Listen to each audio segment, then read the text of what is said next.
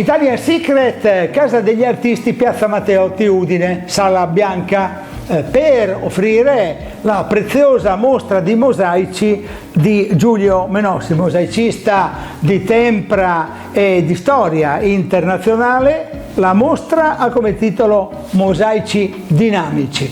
Perché dinamici? Perché il mosaico in se stesso non è qualcosa di statico, di fermo, di bizantino, scusate questo aggettivo, o di aquileiese se vogliamo, ma ha qualche cosa che porta in movimento una lettura orizzontale o verticale di questi segmenti colorati che raccontano un dinamismo, un moto perpetuo. Ecco, Giulio Menossi che presentiamo, io lo configuro in questo modo, e adesso a te, Giulio, raccontare le cose che possono correggere anche quello che ho detto io per quanto riguarda questi mosaici dinamici. Allora, i mosaici dinamici sono nati circa 22-23 anni fa. Era un'idea che danzava nella testa da almeno 40 anni, ma diciamo ci è voluto il suo tempo perché questa idea maturasse, e alla fine degli anni 90 sono nati i primi mosaici dinamici. Perché dinamici? Proprio perché la mia idea di mosaico era di un mosaico non statico, non piatto, nemmeno leggermente scabro, ma proprio con dei volumi che uscissero dal Una piatto. sensibilità che peraltro tu hai avuto fin dagli anni 70 quando hai cominciato, e che potrebbe essere la datazione data attorno agli anni 75-76. Sì, il primo lavoro, diciamo, che io ritengo importante è del 75 e l'ho fatto quando lavoravo a Milano, e poi diciamo da quel primo piccolo lavoro la strada è proseguita. Naturalmente ci sono stati diversi momenti, ma sempre con quest'idea di immaginare il mosaico non come artigianato ma come forma d'arte, e cercando soprattutto di innovare in qualche modo. Una creatività che è pienamente espressa in queste immagini che stanno andando in onda. Esatto. Quindi i miei mosaici per fortuna sono famosi nel mondo proprio per questo motivo, perché hanno portato una innovazione. L'innovazione non è solamente nella forma, diciamo, di questi movimenti di strutture, ma anche perché all'interno io adopero oggetti, materiali differenti che si possono muovere, toccare, spostare, rubare. E che possono indicare anche allo spettatore, lo chiamiamo così, a chi guarda, la ricerca di un oggetto, di qualche cosa di nascosto, un quid che puoi trovare o che ti può essere indicato dal mosaicista, o che puoi anche non trovare, ma la sorpresa c'è lo stesso.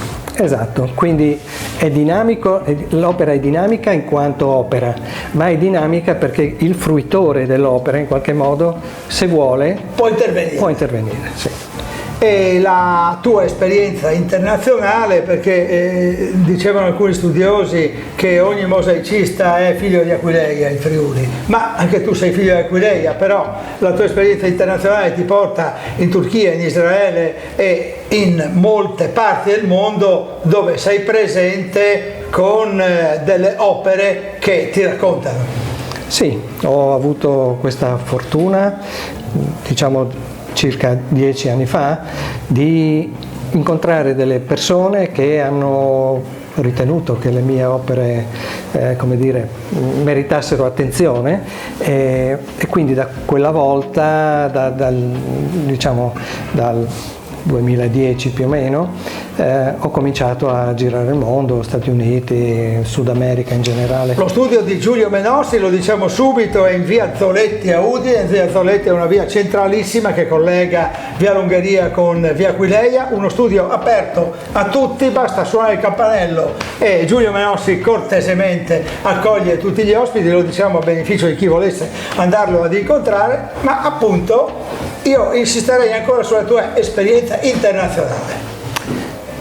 Allora, le prime volte che ho avuto l'opportunità di uscire dall'Italia e tenere dei workshop, delle conferenze, le prime sono state negli Stati Uniti.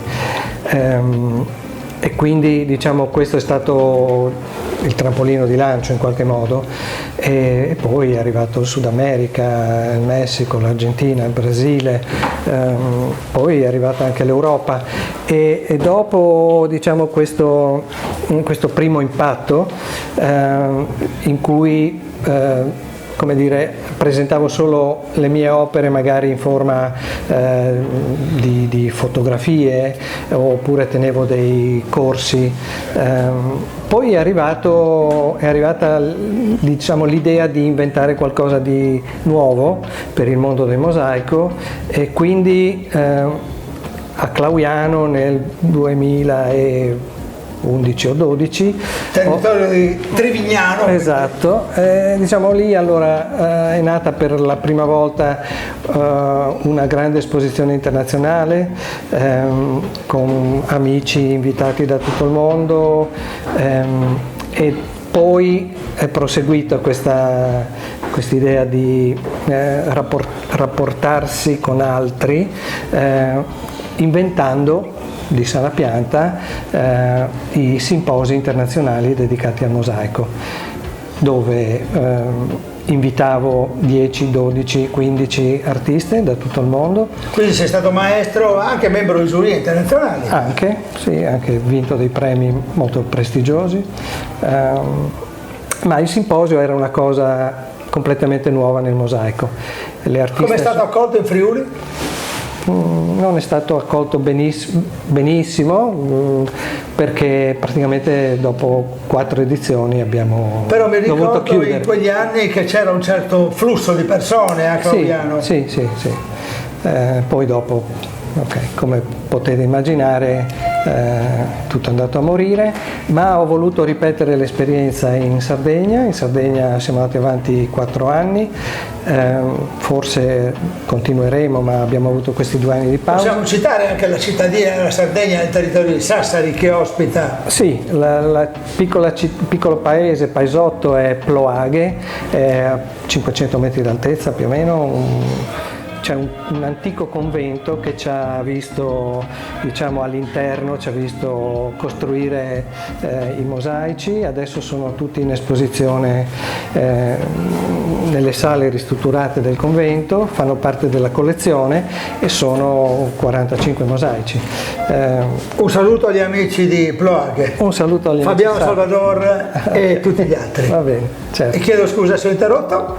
E niente, quindi diciamo in questo momento in Sardegna c'è una collezione di oltre 40 mosaici con artiste da tutto il mondo e questo è un aspetto che per me diventava interessante, oltre al fatto di creare questa unione, questo lavorare insieme di artisti di tutte le nazioni, di diverse religioni, l'idea di costruire nel tempo proprio un museo dedicato ai mosaici, una esposizione permanente con tanti modi di interpretare, di leggere, di pensare il mosaico.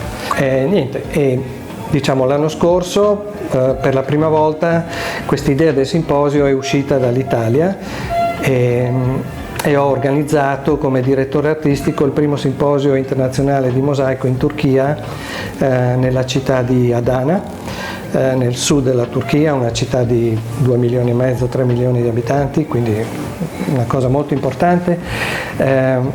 C'erano 14 artiste da 12 nazioni e quest'anno in settembre avrò il piacere e l'onore di organizzare anche il secondo simposio internazionale in Turchia, sempre nella città di Adana.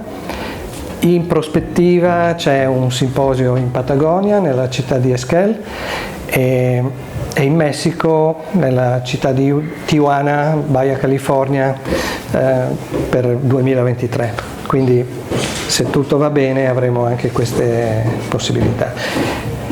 Per quanto invece riguarda la mia attività, in settembre avrò il piacere di esporre a Lione, al Goethe Institute, con l'Istituto Italiano di Cultura, una mostra prestigiosa, credo.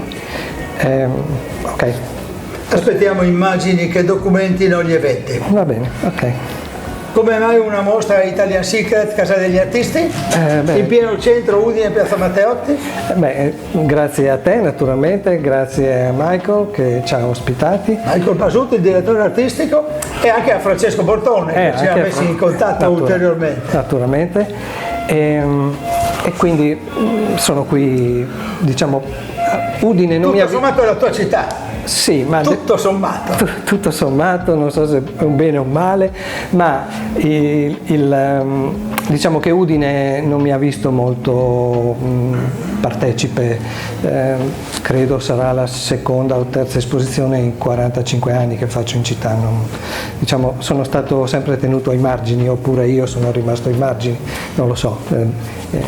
Qualcuno deciderà cosa è successo, ma comunque la storia parlerà. Esatto. Noi intanto vi abbiamo presentato Giulio Menossi con questa sua mostra molto significativa delle sue opere che hanno varcato veramente gli oceani, perché sono state anche in America e anche il Mediterraneo, perché la Turchia, l'Iraq e altre regioni mediterranee hanno ospitato le mostre collettive e personali di Giulio Menossi. Un orgoglio quindi averlo a Casa degli Artisti Italian Secret, una mostra che dura fino alla fine del mese di giugno e poi ci sarà una proroga anche in luglio, ma di questo vi aggiorneremo. Vito Sutto esplora e ama.